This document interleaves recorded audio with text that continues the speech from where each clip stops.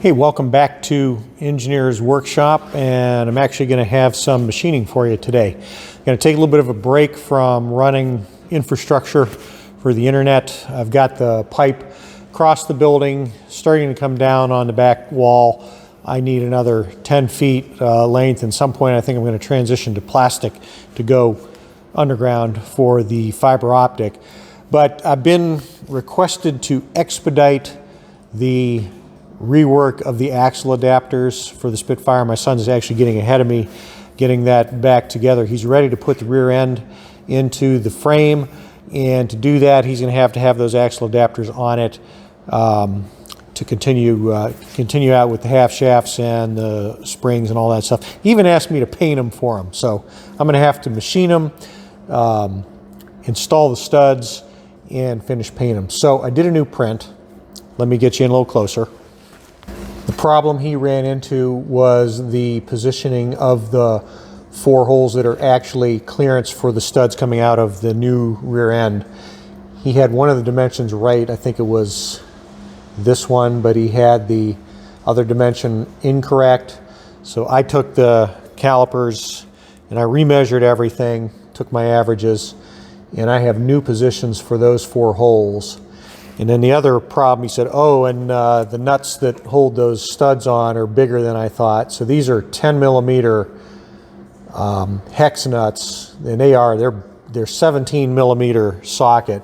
And I had to have a big enough clearance around here, a counterbore, to clear a socket putting those on. I think we initially had these at 7/8, and I had to go up to 9/88. And that gives 30 thousandths clearance all around. So these scallops now break into the counterbore pocket that actually locates the axle shafts, but you know, that's not a big deal. We still got surface area to work with. So I'm gonna open up the lid on the K&T and start cleaning the sawdust off of that, which was the last operation we did with the rosette blocks.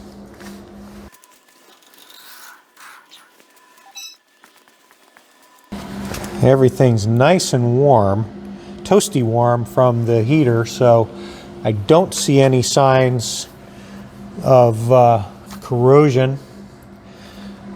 I see a lot of dust is what I see. So let's get some of this stuff out of the way. Find the shop vac. Wow.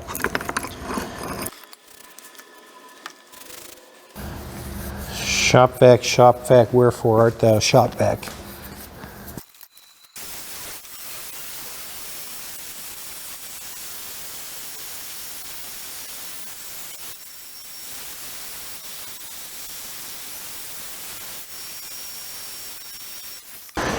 It's kind of a miserable day I picked starting to work on the axle adapters, but we work with what we got. The nose of the number 2 Morse taper adapter is pretty close to the size of the locating pin here that I made, so I was able to just run the quill down, and by feel I got within about 20 thousandths, which isn't too bad once I start indicating this. About 5 thousandths high and 20 in that direction. So I'll split the difference. About 6.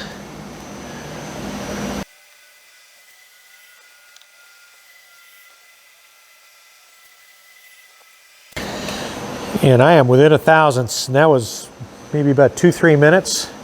Amazing. So I'm going to set up the fixture with one of these on 0. I'm going to do that by dropping a 3/4 inch pin through the existing hole.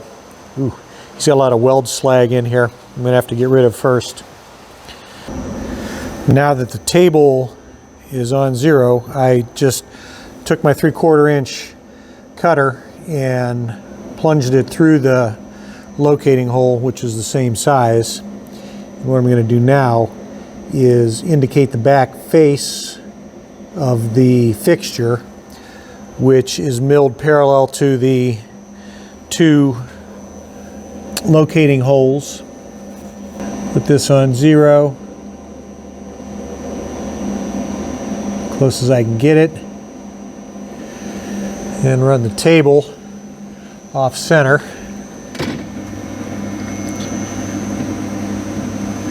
And keep making corrections. And when that's tramming 0 across 5 inches, then I know my two holes are all parallel to the axis of travel.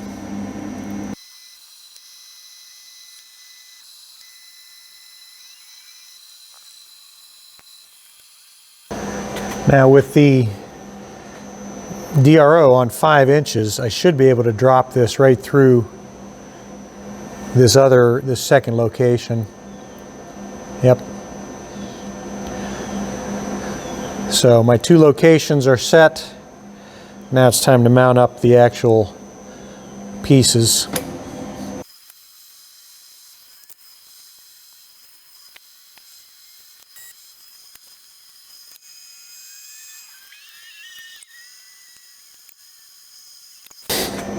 Okay, I think I'll clean up the faces first, and then I'll go after the OD.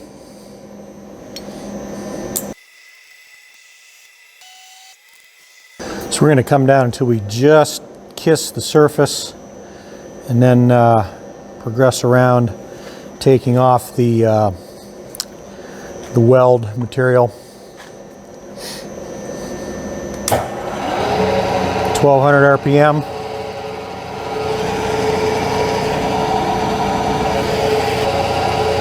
Creeping up on it. There we go.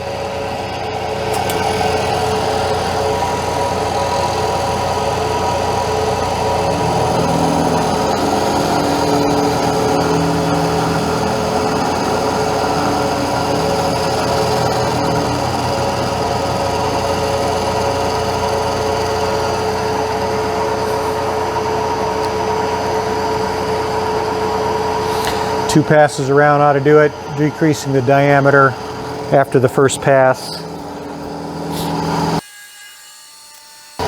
Not taking off an appreciable amount of material, maybe a 0.5 thousandths off the original face.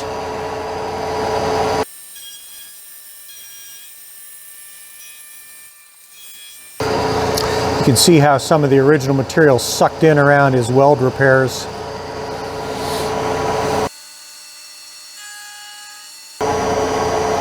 I don't see the point in taking that down any further, which is going to change the dimensions of the part. So we're going to just call that good as it cleans up there. Come over to the other 5,0 location and do the same operation.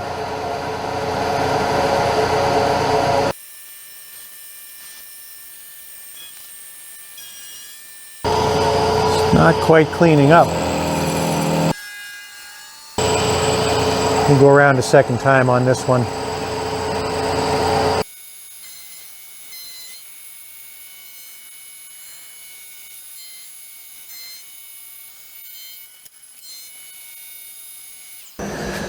Okay, now we have to go after the OD and clean up as much as we can without making a step in it, which would be unsightly. And you notice I've got a section of the cutter there where one flute is broken.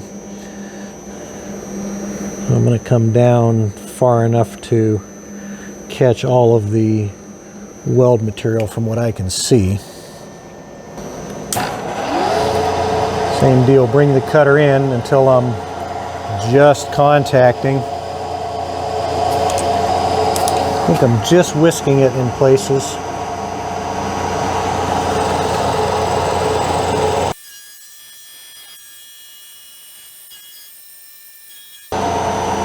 I believe I'm going to come down until I fully clean up that surface and get rid of that little step.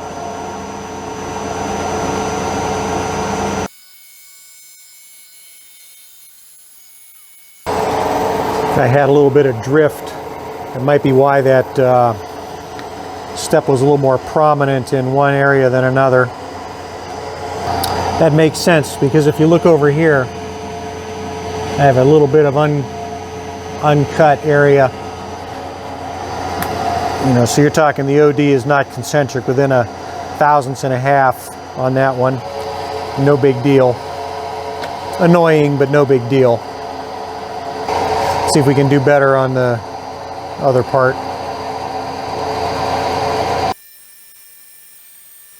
Let's go about half the diameter this time.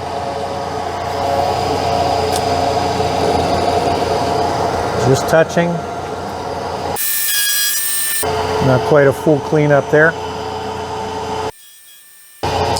That's a significant step left there. Let's come in further.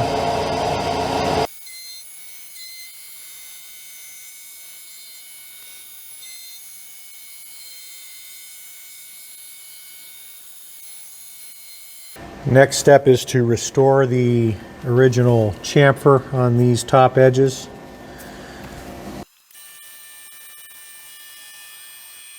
I'm not going to go in deep enough to clean up all the places where the weld didn't fill. I'm just going to try to restore about what was there before.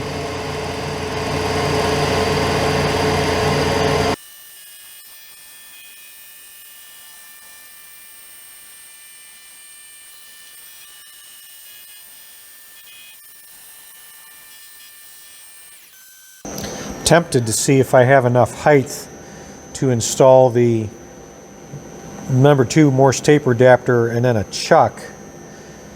I don't know that I do. So it'd be nice to be able to switch back and forth between the center drill and the actual drill bit. What I should do is take a measurement from here to the workpiece and then add all this stuff up with the actual pieces before I attempt to put it on.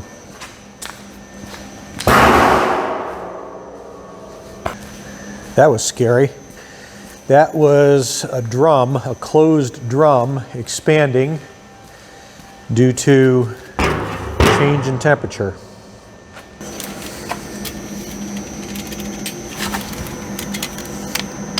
I have about 10 inches to work with. I will see if that's enough. Turns out I don't have enough room between the work pieces and the spindle to go with a chuck, but if I go with the auxiliary collets, the smaller collets, I do have a 3/8 shank. It's not really a center drill, but it's like a stubby little drill.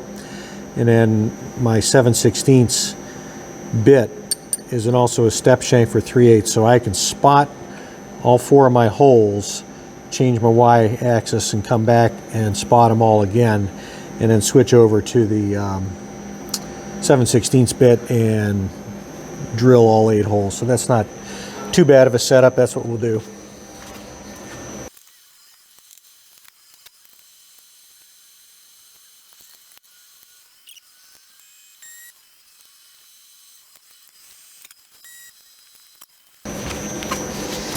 I'm going to keep the print here on the table because there's a lot of coordinates I have to keep in mind. So 6.1315 and 0.9485. 3.8685.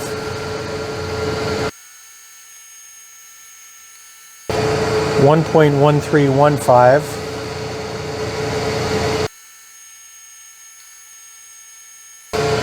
That's wrong. It's 1.315. That makes me question if I got the first one right.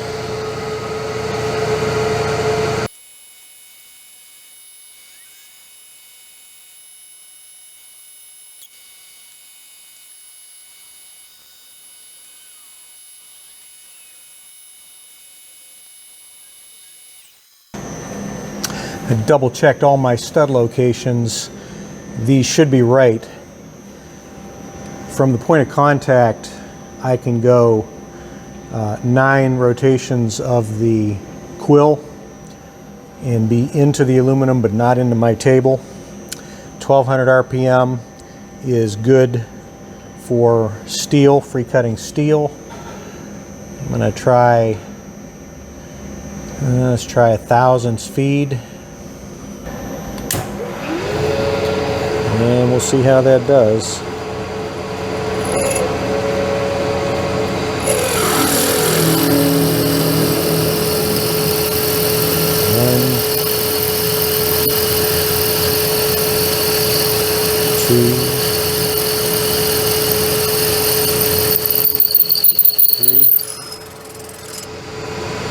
It's cutting. 1,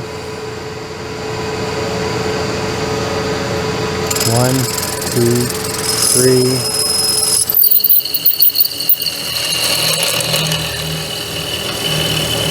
Four. Ooh, what'd we run into?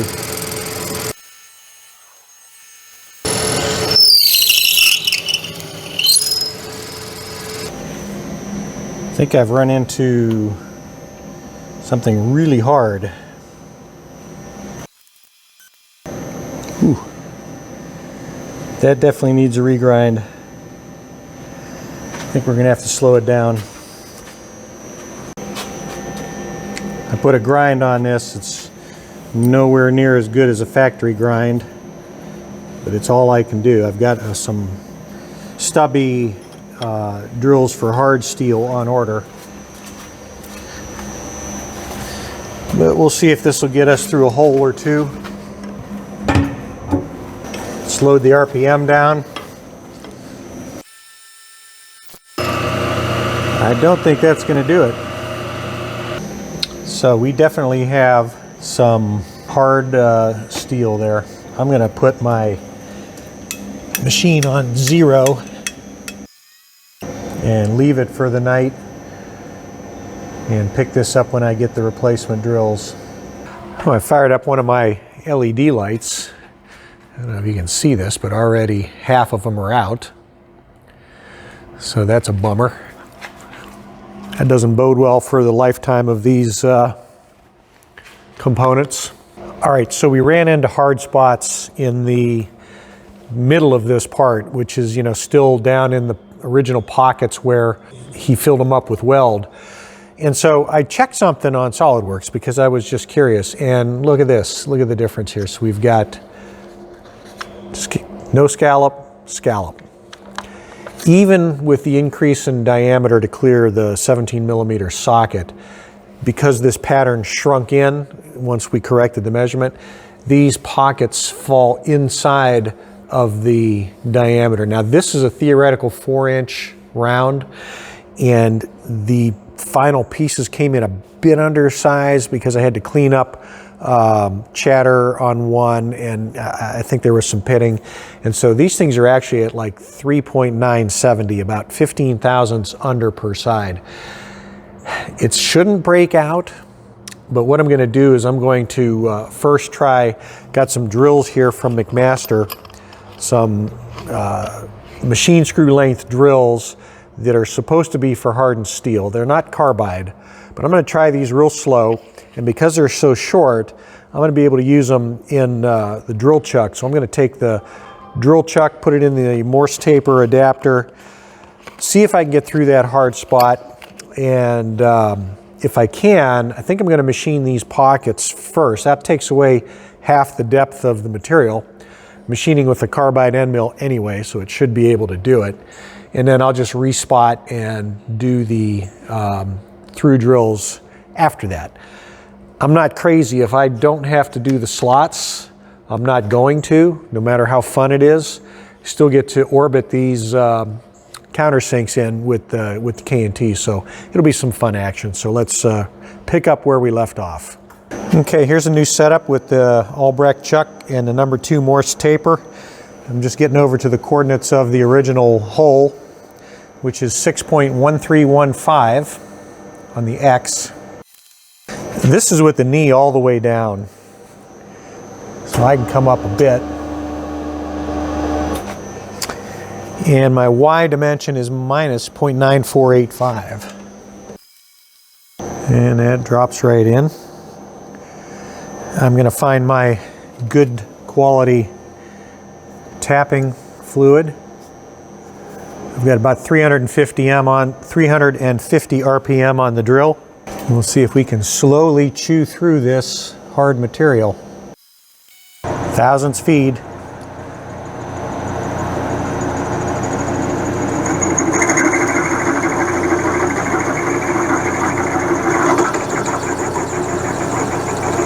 Appears to be doing it.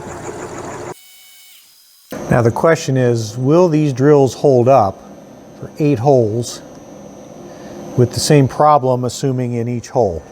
I think what I'm going to do is switch over and do the counterbores first, like I said, and that will be that much less I've got to drill through. So let's finish this hole since we're already halfway there. Definitely through and into the aluminum.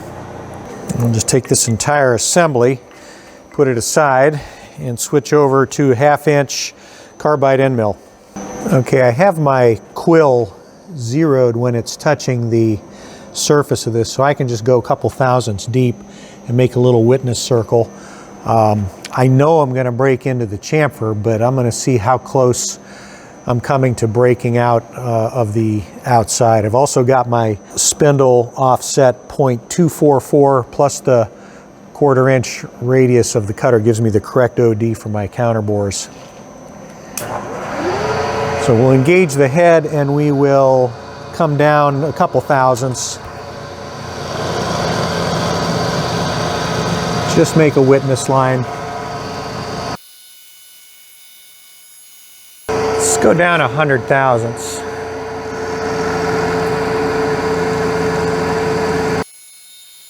That'll be deep enough to know if we're going to break completely through the chamfer. I think we're okay. So this is 200 thousandths deep. We'll dial in the final 75 on the last pass.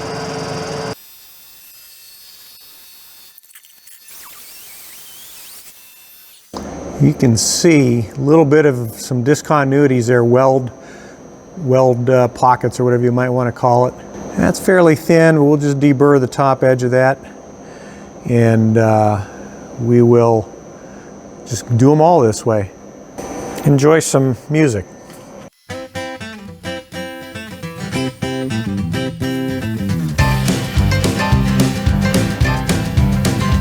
Well, I'm going down to Georgia, place my folks call home, and then on to Carolina, place where I was born. Good morning, Music City, I've got a song for you, and God Almighty Lord paid my dues. Good God, I paid my dues from Mississippi on to Alabama, from Louisiana on to Texarkana. I'm getting a little too good, Lord, singing these old blues. Good God Almighty Lord paid my dues. Well, that Motel 6 in Austin has really gone downhill, but not as bad as my backseat where I stayed in Amarillo.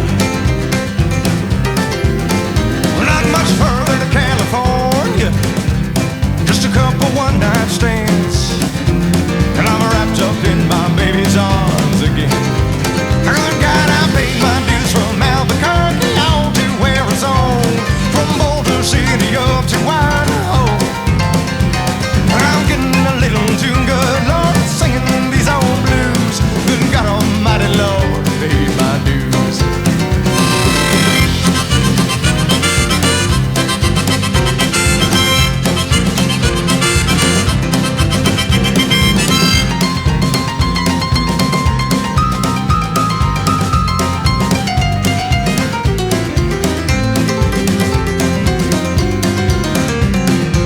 Good God, I paid my dues from Ensenada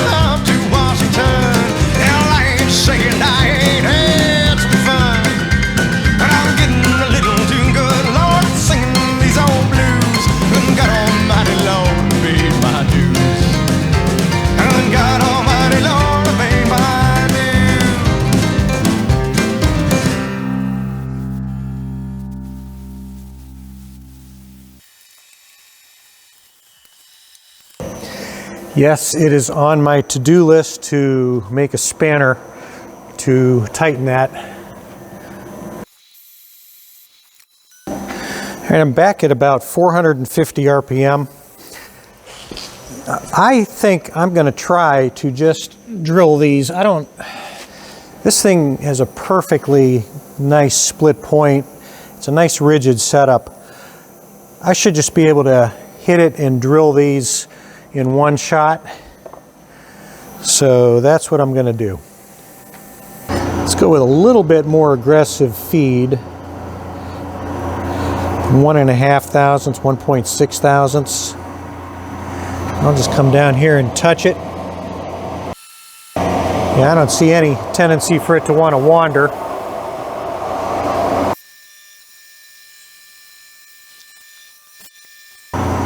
Just making sure I'm into the aluminum.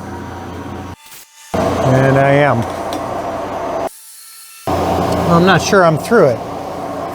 1315. 1, 2, 3, 4, 5 full cranks. That is definitely into the aluminum. 2.8685.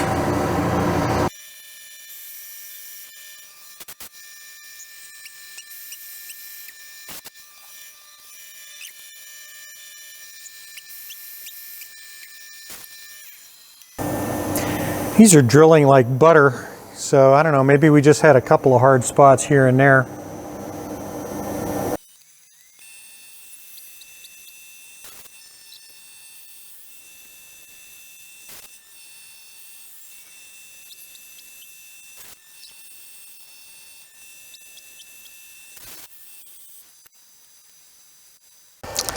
Well, here's how they came out.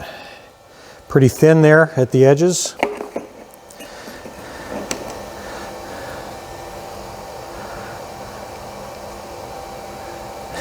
13 thousandths, but we have clearance for the 17 millimeter socket. Those will sit below flush.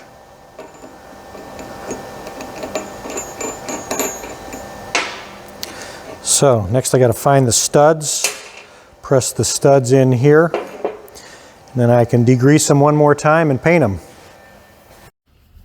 I wanted to show you before these go into the paint shop that they do fit. It's a nice fit. Pilot's right on that pilot that comes out of the rear differential. These sit below the surface. So once nuts are on, the adapter flanges will go outboard of that. And I think there's a U-joint, and then the half shafts out to the wheel. Well, I'm going to wrap things up from here. This is where we do painting in the small barn. A little easier to heat this and keep it where the paint can dry. Got the mating pieces with the U-joint here.